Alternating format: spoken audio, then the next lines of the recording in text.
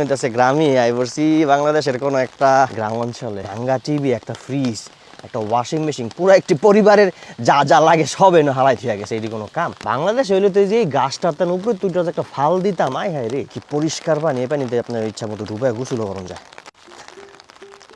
জাপানের গ্রাম সাইড আর বাংলাদেশের গ্রাম সাইডের মধ্যে যে কতটা মিল আছে এটা আপনাকে আগেও দেখাইছিলাম আর কইছিলাম। বিশেষ করে বৃষ্টির দিনে যখন ঘুরি ঘুরি বৃষ্টি শুরু হয়, আয় হায় হায়, একদম সেম বাংলাদেশের মতো লাগে।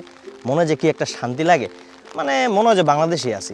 আর আমিও বাইরে যাই মিল খুঁজে বাই করতে, যে বাংলাদেশের গ্রাম আর জাপানের গ্রামের মধ্যে কি মিল। তো আজকে এই স্বচ্ছ ছাত্রীরা লইয়া বৃষ্টির মধ্যে বাইরে গেছি, যে আপনাকে দেখামো, আমিও দেখুম, আপনারাও মিল খুঁজে বাই করবেন, আমিও মিল খুঁজে বাই করুম, যে বাংলাদেশের মধ্যে আর জাপানের গ্রাম সাইডের মধ্যে কতটা মিল লন্তেলে। এই যে এই জায়গাটা তো দারুণ লাগতেছে। এই ফুলগুলা এখন প্রায় দেখা যায় বাংলাদেশে রাস্তার আশেপাশে, মানে ক্ষেত খামারের আশেপাশে অনেক সময় কৃষ্ণচূড়া ফুলের মতন এক ধরনের সাদা ফুল দেখা যায়। ফুলগুলো ওইরকমই লাগতেছে, মানে কি সুন্দর একটা মিষ্টি ঘ্রাণ, বিশেষ করে বৃষ্টির মধ্যে। আর এই যে গাছটা পুরো একদম বাংলাদেশে একটা ফিল আছে। আচ্ছা দেখেন এই জায়গাটার মধ্যে, হ্যাঁ রে দেখি, একটা টিভি, ভাঙ্গা টিভি, একটা ফ্রিজ, একটা ওয়াশিং মেশিন, পুরো একটি পরিবারের যা যা লাগে সব এনে হালাই থিয়া গেছে। এটি কোনো কাম? কি সুন্দর একটা জায়গার মধ্যে, আহারে, বাঙালির দোয়ান আশেপাশে থাকলে নিয়ে বেচে বুচে লাউন যাইতো। আবার কিছু বোতলও আছে। ইস, কত বোতল বেচে কাটটা খাইছিলাম। এই যে এই গাছটা পুরো একদম কি ফিল! নিচে বইয়া থাকলে রোদের মধ্যে মানে ছায়া ছোয়া লাগবো। এগুলি কি লাগাইছে আমি নিজেও আসলে কইতে পারতেছি না, আপনারা একটু জানলে কইেন তো। কি দারুণ, মানে নতুন লাগাইছে আর কি। আর এই যে ঘরটা, আয় হায়, ওই যে একটু বইয়া জিরায় না, সার রাখে, লাঙ্গলগুলি রাখে, আসবাবপত্র যেগুলো দিয়ে চাষবাস করে কৃষক ভাইরা, সেম এরকম একটা ছোট্ট ঘর বানাইছে। মনে হয় মাঝে মাঝে একটু জিরায়।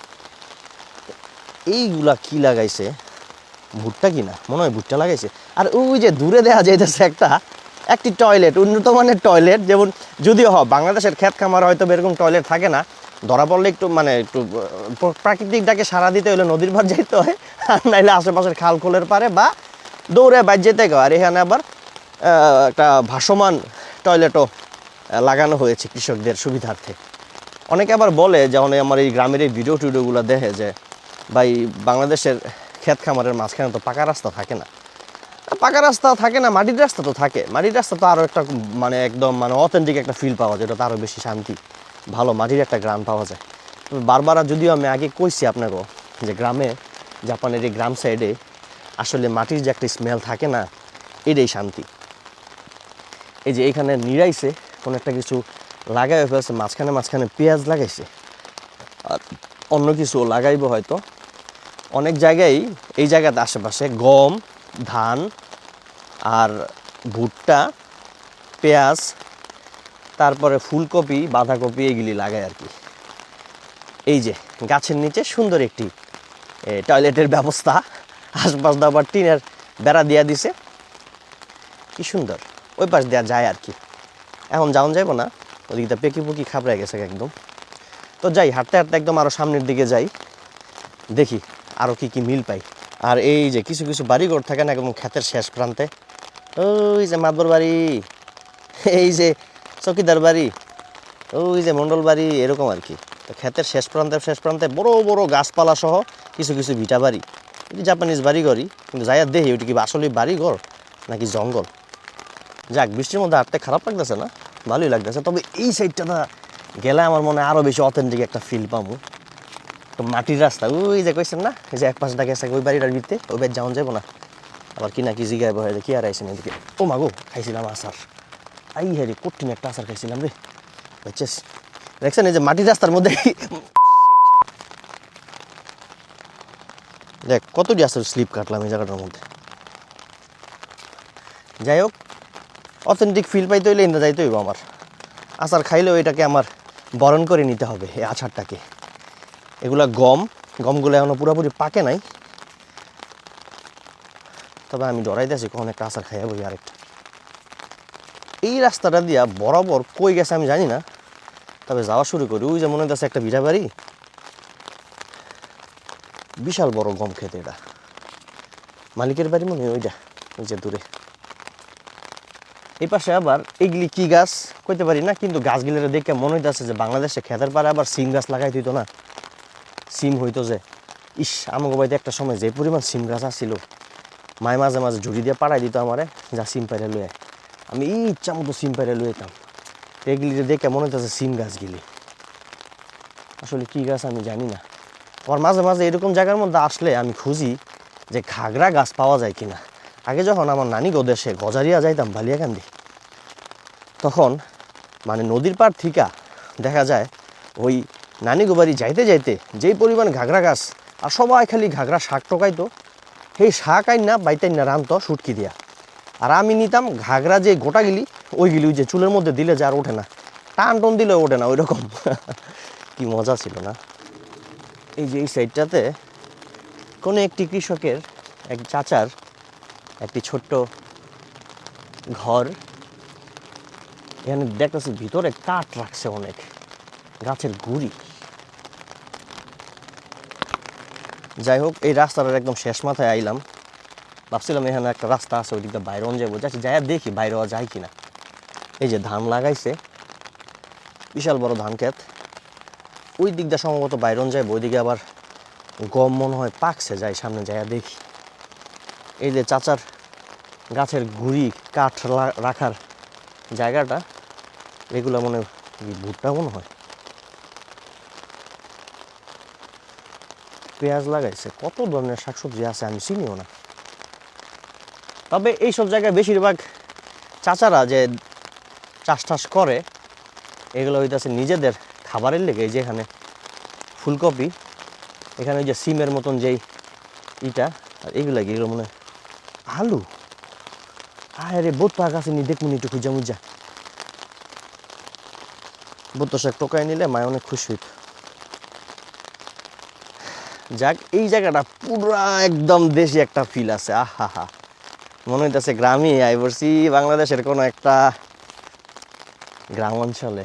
High high high, same same same Bangladesh, জোস। ইস, একটু বিদ্যুৎ চমকাইতো, একটু দেখতাম খেতের মধ্যে কই মাছ আহি কিনা।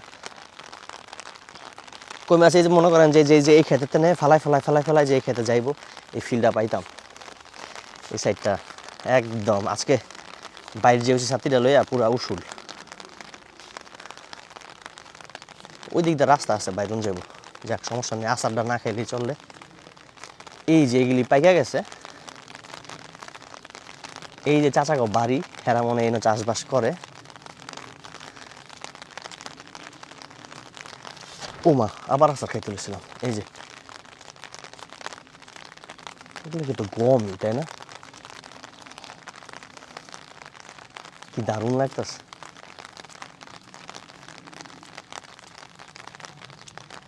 ওই যে বাড়ির পিছনে যে বাঁশ ঝোপ ঝোপ থাকে না, ওই রকম।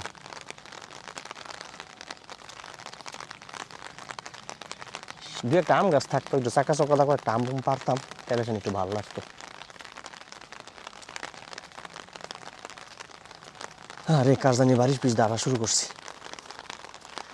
যাই হোক, দেশি ফিল নিতে আইসি, হাঁটতে থাকি, কোনো কিছু চাউন যাবো না। ওই যে একটা রাস্তা দেখা যেতেছে, এই যে এই যে যে শাকসবজির ক্ষেতগুলাতে, জমিনগুলাতে যে পানি আসার যে একটা রাস্তা, একটা ড্রেনের মতো ছোট্ট করে দেয়, কি পরিষ্কার পানি। এই পানিতে আপনার ইচ্ছা মতো ডুবে গোসলও গরম যায়,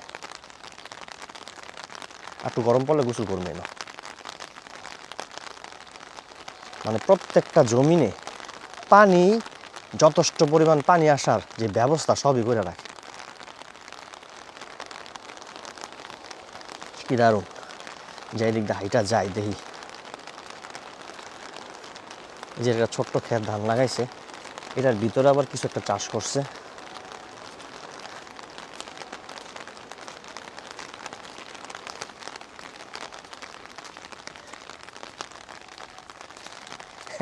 ভালোই লাগতেছে। এই যে এগুলো মমিজি গাছ,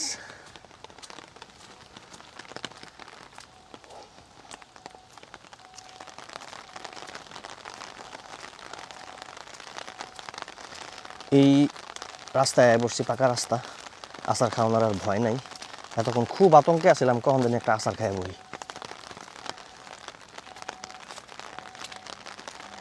এই দুবলা ফুল গাছ হইতো না রাস্তার পারে, এরকম দুবলা ফুল গাছের মতন ফুলগুলা হয়েছে, ভালোই লাগতেছে। এই যে একটি গৃহস্থ বাড়ি, আদর্শ গৃহস্থ বাড়ি, তাদের বাড়ির পাশেই তারা এরকম ধান, গম, বিভিন্ন ধরনের শাকসবজি চাষবাস করছে আর কি। যাই হোক, বৃষ্টি বাইরে যেতে আসে আস্তে আস্তে, আমার অনেক বাদ যেতে। এই যে একটা আদর্শ গৃহস্থ বাড়ি, এটা কি সুন্দর ফুল গাছও লাগাই দিয়েছে, ভালোই লাগতেছে। এমন কোনো আত্মীয় স্বজনের বাড়ি থাকতো জাপানে, যাই একটু বেড়াইতে পারতাম।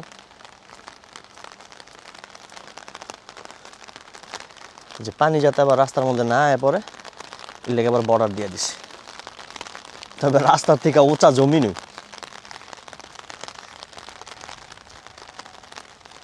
আহা, কি একটা ফিল। ওই যে পানি দিতেছে ইসের মধ্যে, ধান খেতে। এই যে একটা গম ক্ষেত, এগুলো একদম পাকিয়া গেছে, এন্দাবে একটু তুফান গেছে, সব লয়ে ময়া।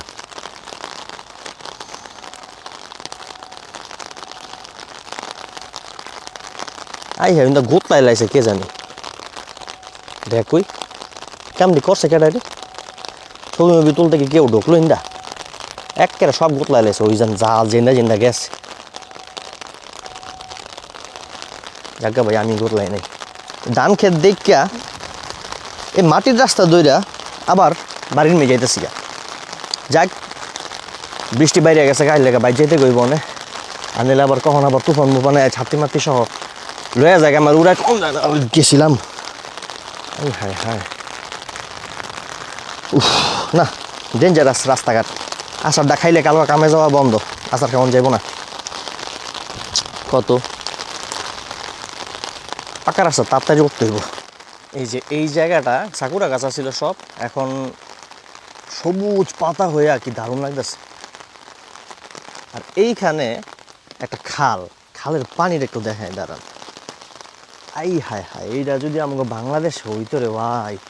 এই যে গাছটা আছে না, একদম সুবিধা মতো একটা গাছ হয়ে রয়েছে খাল পারে, উপর থেকে যে ফাল গিলি দিতাম, করস দিয়া দিয়া পড়তাম পানির মধ্যে, একদম সব গিলি মিললে উইটটা, গাছটাও একদম সুন্দর, একদম খালের উপর ডালাগুলো আইছে, উপরে উইটটা যে ফাল গিলি দিতাম, আহা হা।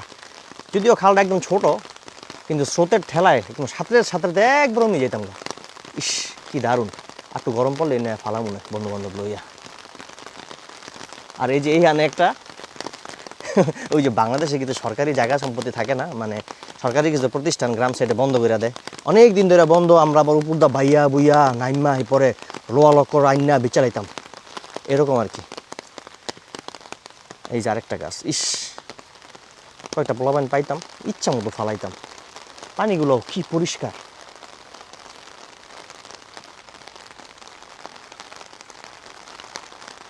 এই সাইডটা পুরোটা বন্ধ করে দিছে, কাঁটাতার দিয়ে দিছে। জাপানে এখন পর্যন্ত কাঁটাতার দিয়েই নেই। ইস, আমগুলা নি পোলাবেন কেন আছে যে কাঁটাতারের উপর দেওয়া জায়গা।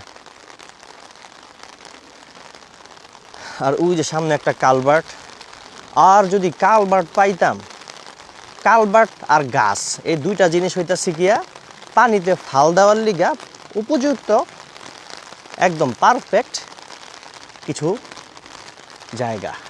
আর এই যে এই কালভার্ট, যেটার উপরে আরামসে বই আড্ডা যেমন যাইতো।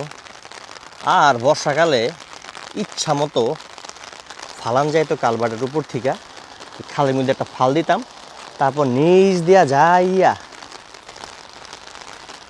এন্দাবার উঠতাম, এই গাছ বাইয়া ওইটা আরও ফালাইতাম। আয় হায় হায়। এই যে কিছু বাড়িঘর, এতদিন ধরে এনে থাকি, এই বাড়িঘর গুলা থেকে একটা মানুষ আজও পর্যন্ত বাইরেও দেখলাম না, ঢুকতেও দেখলাম না। কারা থাকে আল্লাহ জানে। আবার এন্টিনা লাগাই থেকে দিছি। ইস, আমার খুব শখ কোনো একটা মানুষ দেখমু একদিন এই ঘর থেকে বাড়িতেছে, আমি এই বাড়িতে কারা যারা থাকে আর কি।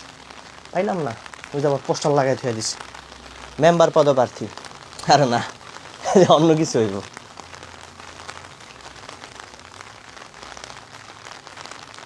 যাক, মানুষ না দেখা যায়, গাড়ি তো দেখা যায়।